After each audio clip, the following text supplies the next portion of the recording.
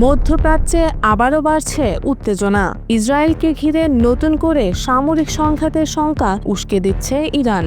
দেশটির সেনাপ্রধান major general আমির Hatami স্পষ্ট ভাষায় জানিয়ে দিয়েছেন, ইসরায়েলের হুমকি এখনও পুরোপুরি সক্রিয় আর সংঘাত এখনও শেষ হয়নি।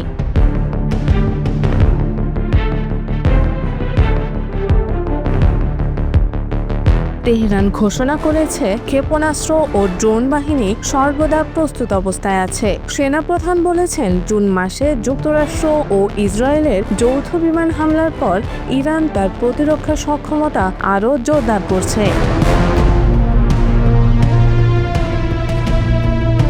আধা সরকারি সংবাদ মাধ্যম মেহর জানায়, ইরান এখন প্রতিরক্ষা শিল্প ও প্রযুক্তি খাতে দ্বিগুণ জোর দিচ্ছে। হাতামির ভাষায়, সেনাবাহিনীর 4টি শাখা দ্রুতগতিতে অগ্রসর হচ্ছে বিজ্ঞান ও প্রযুক্তিতে, আর আগের যে কোনো সময়ের চেয়ে দৃঢ় প্রতিজ্ঞ যুদ্ধের জন্য প্রস্তুত থাকতে। এদিকে নতুন করে প্রতিরক্ষা কাউন্সিল গঠন করেছে তেহরান, যার কাজ সামরিক কৌশল নির্ধারণ এবং সেনাবাহিনীর সক্ষমতা আরও বাড়ানো। জুনের বিমান হামলায় কয়েকজন জ্যেষ্ঠ ইরানি কমান্ডার নিহত হওয়ার পর থেকেই সামরিক কাঠামোকে পুনর্গঠনে তৎপর হচ্ছে ইরান।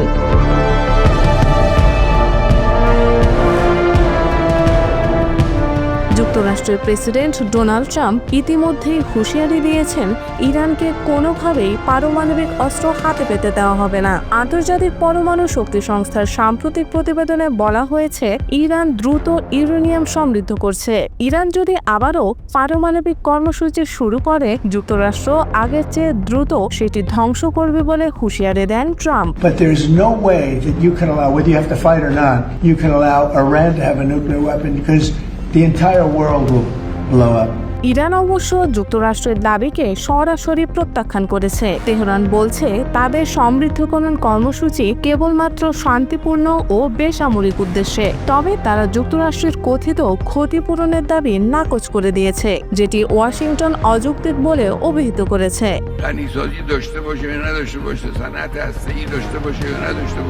অন্যদিকে ইসলামী বিপ্লবী গার্ড বাহিনীর উপপ্রধান ব্রিগেডিয়ার জেনারেল আলী ফাদাফি বলেছেন, আমাদের সামরিক সরঞ্জাম প্রস্তুতির প্রক্রিয়া কখনো থেমেছিল না, আর থামবেও না। পূর্ণ শক্তি নিয়েই এগিয়ে চলবে।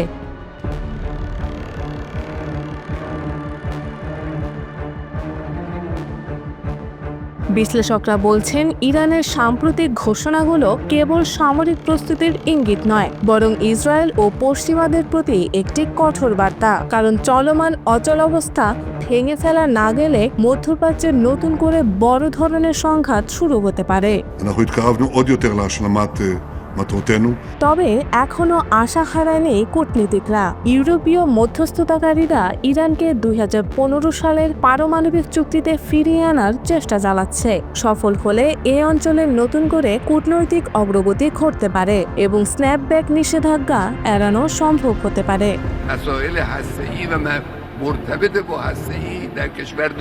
কিন্তু বাস্তবতা হলো, তেহরান ও ওয়াশিংটনের পারস্পরিক অবিশ্বাস গভীর। একদিকে ইসরায়েলের বিমান হামলার হুমকি, অন্যদিকে ইরানের পাল্টা ঘোষণা। সবকিছু মিলে পুরো মধ্যপ্রাচ্য এখন এক অজানা অগ্নিগহ্বরে দাঁড়িয়ে আছে।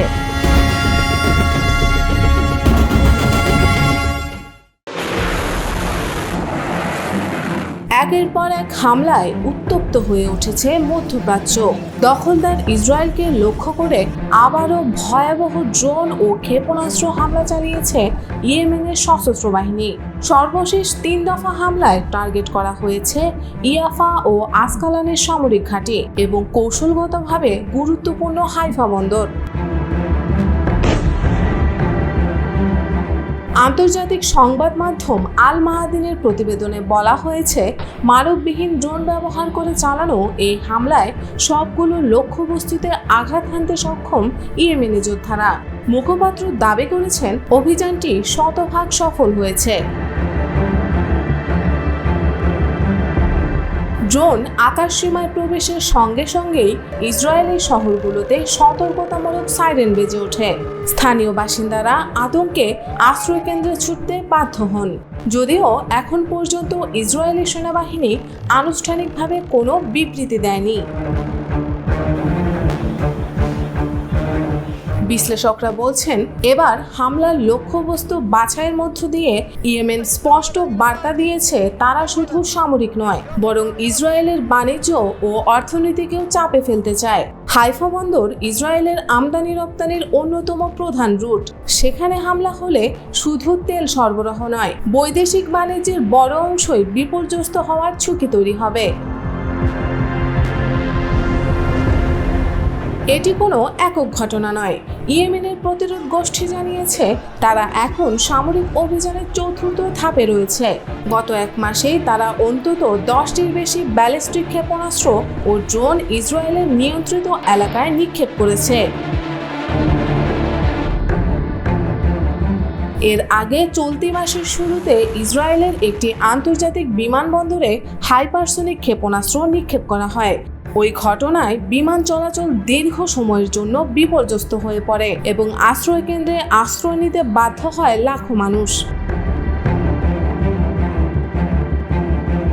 ইয়েমেনের সশস্ত্র গোষ্ঠী তাদের অবস্থান পরিষ্কার করেছে। তারা বলছে, গাজায় ইসরায়েলি আগ্রাসন বন্ধ না হওয়া পর্যন্ত এবং অবরোধ প্রত্যাহার না করা পর্যন্ত এ ধরনের হামলা অব্যাহত থাকবে। এদিকে ক্রমবর্ধমান এই সংঘাত নিয়ে গভীর উদ্বেগ প্রকাশ করেছে আন্তর্জাতিক মহল। জাতিসংঘ বলছে, হামলা ও পাল্টা হামলার কারণে সবচেয়ে বেশি ক্ষতিগ্রস্ত হচ্ছে নিরীহ সাধারণ মানুষ।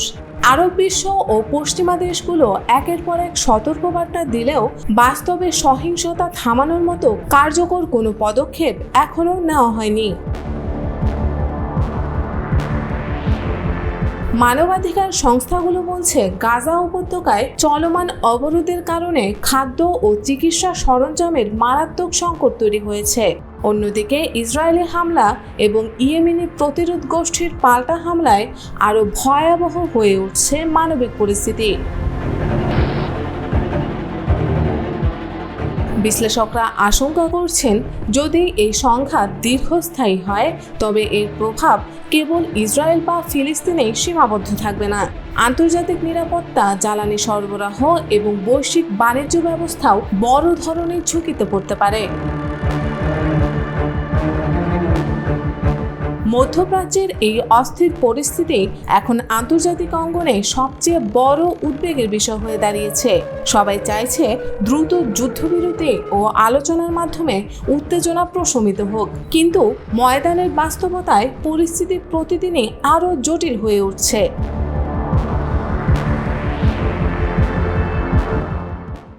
And we're going to work with India also. We have some very big trade deals to announce in the very near future. ভারতের বিপদ কি ঘনিয়ে আসছে? দীর্ঘদিনের পরীক্ষিত বন্ধু ট্রাম্প কি ভারতের দিক থেকে মুখ ফিরে নিচ্ছেন? এমন প্রশ্ন এখন খোদ ভারতীয় মিডিয়ায়ও ঘুরপাক খাচ্ছে। সম্প্রতি ভারতকে সব দিক থেকে কোণঠাসা করে রেখেছে যুক্তরাষ্ট্র। এবার ভারত মার্কিন যুক্তরাষ্ট্র থেকে যুদ্ধবিমান ক্রয়ের যে সিদ্ধান্ত নিয়েছিল সেটা থেকে সরে আসার ঘোষণা দিয়েছে। বিশ্লেষকরা মনে করছেন এই সিদ্ধান্ত বুমেরাং হবে ভারতের জন্য। মোদী সরকারের জন্য এবার ভয়াবহ বিপদ অপেক্ষা করছে। But he sort of didn't like that. And I said, well, if it's okay with you, then you and I do have a difference. মার্কিন শুল্কারোপের পর যুক্তরাষ্ট্র থেকে F-35 যুদ্ধবিমান কেনার বিষয়ে অনাগ্রহ প্রকাশ করল ভারত। সম্প্রতি মার্কিন এক কর্মকর্তার বরাত দিয়ে এ তথ্য জানায় আন্তর্জাতিক গণমাধ্যম ব্লুমবার্গ।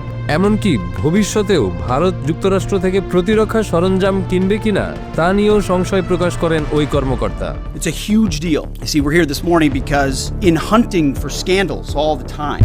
প্রতিবেদনে বলা হয়, শুল্ক ইস্যুতে ট্রাম্প মোদি সম্পর্কে ফাটল ধরলেও আলোচনা চালিয়ে যেতে চাইছে ভারত। যুক্তরাষ্ট্র থেকে তেল সহ বেশ কিছু পণ্য আমদানি বাড়াতে পারে নয়াদিল্লি। চলতি বছরের ফেব্রুয়ারিতে যুক্তরাষ্ট্র সফর করেন ভারতের প্রধানমন্ত্রী নরেন্দ্র মোদী। সফরে প্রতিরক্ষা সরঞ্জাম ক্রয় সহ বিভিন্ন বিষয়ে আলোচনা হয় মার্কিন প্রেসিডেন্টের সাথে।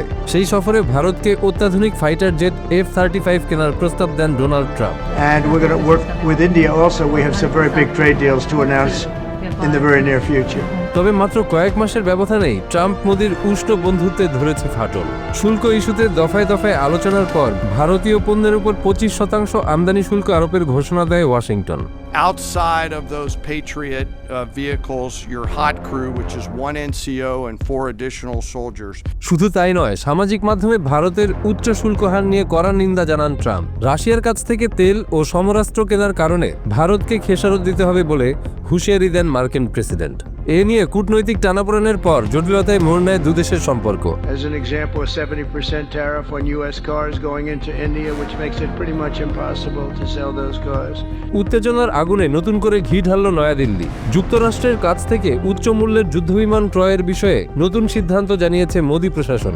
নাম প্রকাশে অনিচ্ছুক এক মার্কিন কর্মকর্তার বরাত দিয়ে সংবাদ মাধ্যম ব্লুমবার্গ জানায়, যুক্তরাষ্ট্রের কাছ থেকে F-35 যুদ্ধবিমান ক্রয়ে অনাগ্রহ প্রকাশ করেছে Bharat. Begin negotiations to address the long-running disparities that should have been taken care of over the last 4 years, but they didn't do that.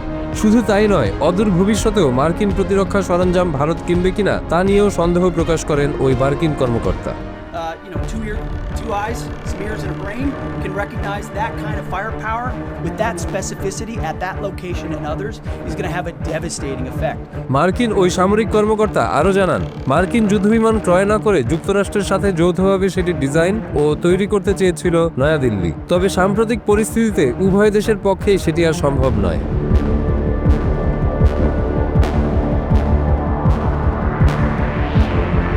উল্লেখ্য, যুদ্ধবিমান ক্রয় না করলেও দেশটি থেকে প্রাকৃতিক গ্যাস, বিভিন্ন যোগাযোগ সরঞ্জাম আর স্বর্ণ ক্রয় বাড়ানোর বিষয়টি বিবেচনা করছে নয়াদিল্লি।